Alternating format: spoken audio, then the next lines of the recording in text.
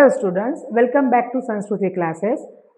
6th स्टँडर्डचा मराठीचा आपण चौथा धडा बघणार आहोत. धड्याचं नाव आहे अनुभवाच्या खाणी. बरोबर आहे. तर म्हणी म्हणजे लोकांच्या अनुभवातून निर्माण झालेली अर्थपूर्ण वाक्य होत.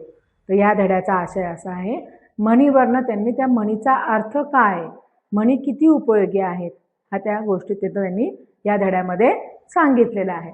तर बघू, म्हणी म्हणजे लोकांच्या अनुभवातून निर्माण झालेली अर्थपूर्ण वाक्य होत.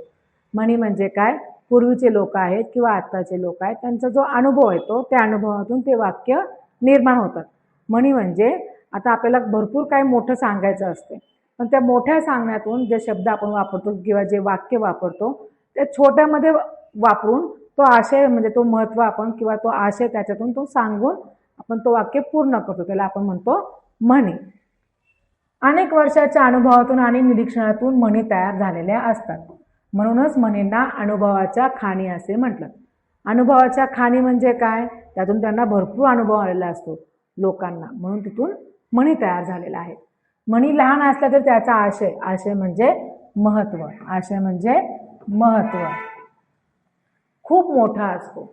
त्या भाषेला गोडवा प्राप्त करून देतो. म्हणी काय करते, तिथून गोडवा म्हणजे त्या वाक्याचा किंवा त्या आशयाचा, तर त्याचा पूर्ण आपल्याला त्याचं वाक्यातून आपल्याला एक प्रकारचा आनंद निर्माण होत असतो. योग्य वेळी वापरलेल्या म्हणीमुळे बोलणे अधिक परिणामकारक होते.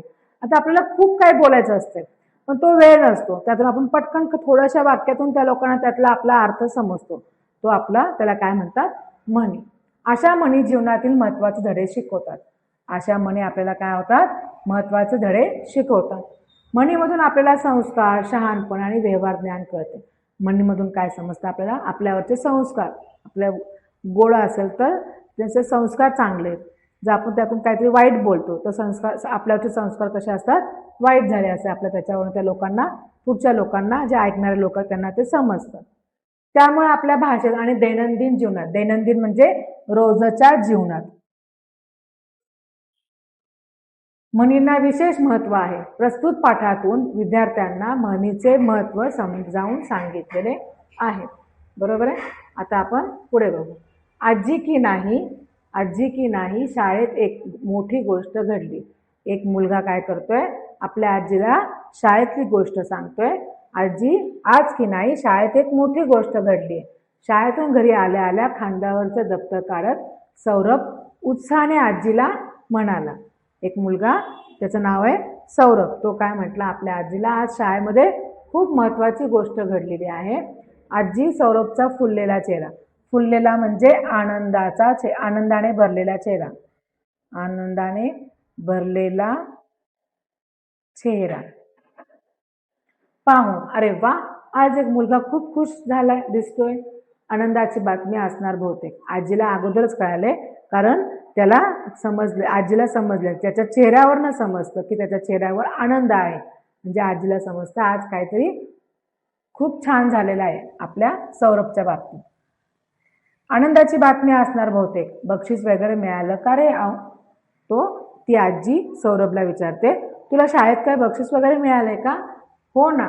मुलगा काय म्हणतो, हो ना. तुला का कसं कळलं आजी? सौरभ म्हणतो, तुला हे कसं कळालं आजी? तू आणि आई दोघेही माझ्या मनातलं पटकन ओळखता बुवा, असं तो आपल्या आजीला म्हणतोय. म्हणजे आपल्या मनातलं तो आपल्या आजीला सांगतोय. तू माझी पटकन गोष्ट कशी काय हेरलीस, म्हणजे आपल्या मनातलं तुला कसं काय कळतं? त्यावेळेस आजी म्हणते, तुमच्यापासून काहीच लपून राहत नाही. सौरभ म्हणतो, तुमच्यापासून म्हणजे आईपासून आणि आजीपासून काहीच लपून राहत नाही. बरं आजी, आई कुठे आहे? सौरभ म्हणतो आजीला, आई कुठे आहे?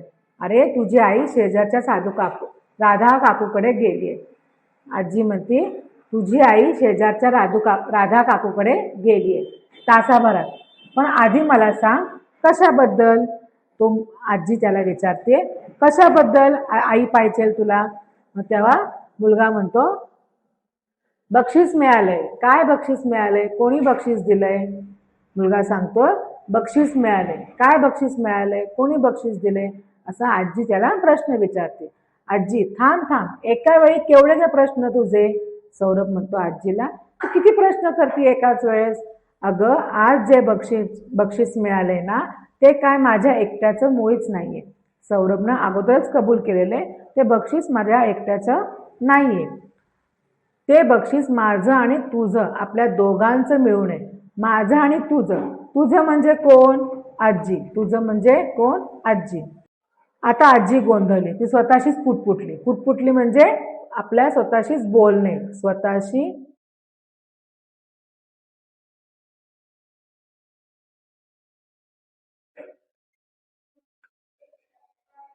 दोघांचं एकच बक्षीस. तिला काहीच कळेना. सौरभ म्हणाला, ओळख ओळख, तू माझ्या मनातलं पटकन ओळखतेस ना.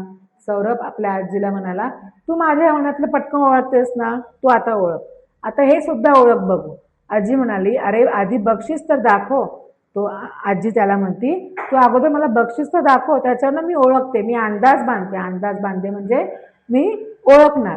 त्यावरून काही अंदाज बांधता येते का ते बघू. सौरभनं शाळेकडून बक्षीस म्हणून मिळालेलं डॉक्टर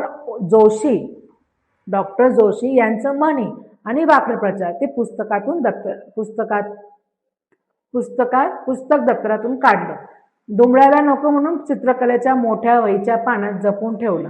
म्हणजे जे पुस्तकातल्यानी जे प्रमाणपत्र मिळालेलं आहे, आपण त्याला सर्टिफिकेट म्हणतो, प्रमाणपत्र मिळालेलं आहे, तो काय केलेला आहे, एका पुस्तकामध्ये त्याचं दुमडू नये म्हणजे त्याला घडी पडू नये म्हणून बघा ते प्रमाणपत्र दुमडू नये म्हणून त्याने काय केलं, चित्रकलाच्या मोठ्या पानात ते जपून ठेवलं. म्हणजे त्याला घडी पडू नये म्हणून ते पुस्तकात ठेवून टाकलं त्यांनी.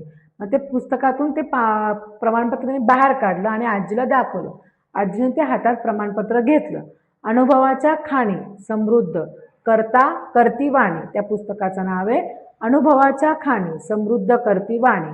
वाणी म्हणजे आपलं बोलणं. समृद्ध म्हणजे काय, प्रतिष्ठित किंवा आपण मोठं म्हणतो आपण. आजी म्हणाली, ही कोणती रे स्पर्धा? अगं आजी, ही स्पर्धा तू ओळखली नाहीस का? गंमतच आहे. अगं तुझ्यामुळे तर या स्पर्धेत माझा पहिला नंबर आलाय. सौरभनं अगोदरच कबूल केलेलं आहे की तुझ्यामुळेच मला या परीक्षेमध्ये माझा पहिला नंबर आलाय. आजीने खूप विचार केला, तिला काही आठवलं नाही. ती म्हणाली, अनुभवाच्या खाणी म्हणजे म्हणी, बरोबर ना? आजी खूप विचार केले, मी ह्याला काय मदत केलं बाबा की माझ्यामुळे ह्याचा शाळेमध्ये पहिला नंबर आलाय, असं ती विचार करते. पण नंतर जे पुस्तकाचं नाव वाचून तिला कळालं की त्या पुस्तकात अनुभवाच्या खाणी म्हणजे म्हणी हे ती समजलं, तिला कळालं. सौरभ म्हणाला, अगदी बरोबर आहे, हुशार आमची आजी. सौरभ काय म्हटला, आमची आजी खूप हुशार आहे. आपल्या मराठी भाषेला अभिजात भाषेचा दर्जा मिळालाय. बघा ही लाईन खूप महत्त्वाची आहे. मराठी भाषेला अभिजात भाषेचा दर्जा मिळालाय. अभिजात म्हणजे काय? अभिजात म्हणजे खूप जुनी भाषा आहे. त्याला आपण काय म्हणतो? खूप जुनी भाषा आहे, प्रतिष्ठित आहे, पूर्वीपासूनची आलेली आहे. त्या भाषेला आता आपल्या भारत सरकारने अभिजात म्हणून काय दिलेला आहे? दर्जा दिलेला आहे.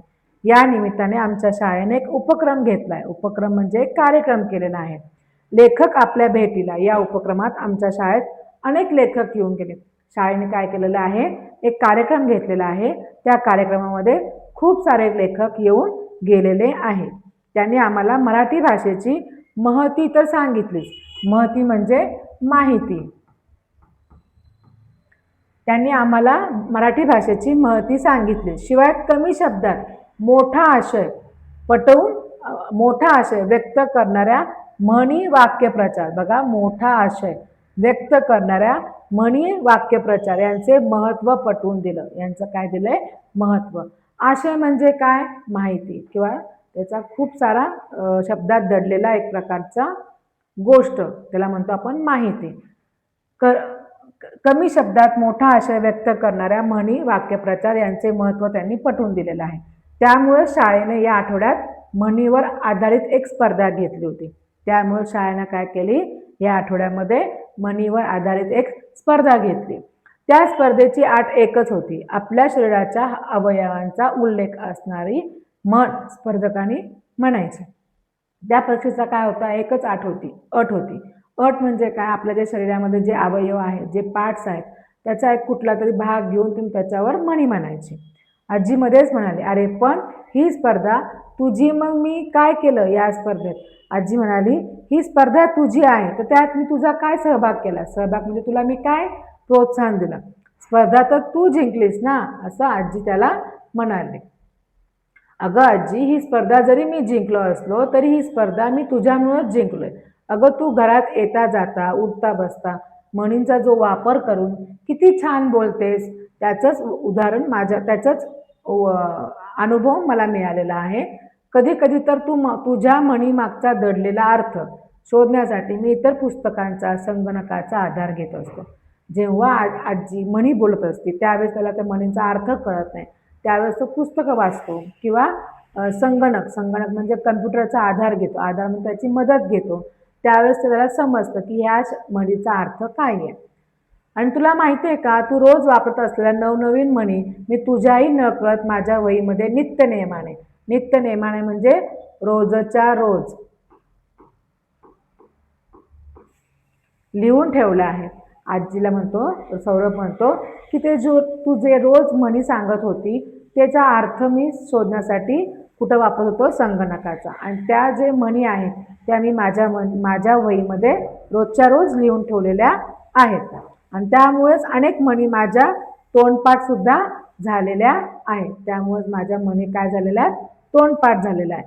आजी म्हणाली, छानच रे, बरं मला सांग, तू शरीराच्या अवयवावर कोणत्या म्हणी सांगितल्यास? आजीने सौरभला प्रश्न केलेला आहे, तू शरीराचा कोणता अवयव घेऊन तू म्हणीचा वापर केलेला आहेस? अगं मला हात या अवयवावर आधारित म्हणी सांगायच्या होत्या. मी भरपूर म्हणी सांगितल्या. आपला हात जगन्नाथ, आपला हात जगन्नाथ. एका हाताने टाळी वाजत नाही, एका हाताने टाळी वाजत नाही. हातच्या कंकणाला आरसा कशाला? हात दाखवून अवलक्षण. जिच्या हाती पाळण्याची दोरी ती जगाते उद्धारी. तेल गेलं तूप गेलं, हाती धोपाटणं राहिलं. एवढं त्यांनी म्हणे तोंडपाठ आणि पाठ करून त्यांनी काय केलेलं आहे? सांगितलेलं आहे. तर एका हाताने टाळी वाजत नाही याचा अर्थ असा होतो, स्वतःच्या हाताने केलेले काम. एका हाताने टाळी वाजत नाही म्हणजे काय? याचा आपला हात जगन्नाथ, आपला हात जगन्नाथ. ह्या पहिल्या म्हणीचा आपण अर्थ बघूया.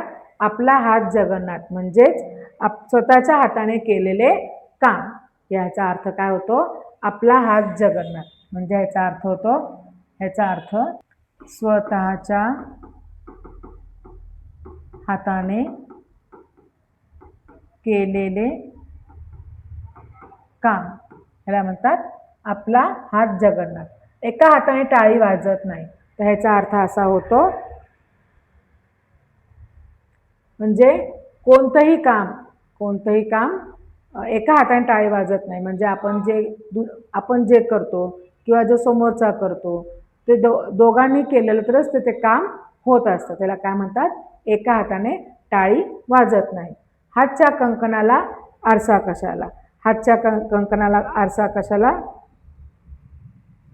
आता हातच्या कंकणाला आरसा कशाला याचा अर्थ असा होतो की जे डोळ्यांनी दिसतंय मग ते सिद्ध करायची गरज काय?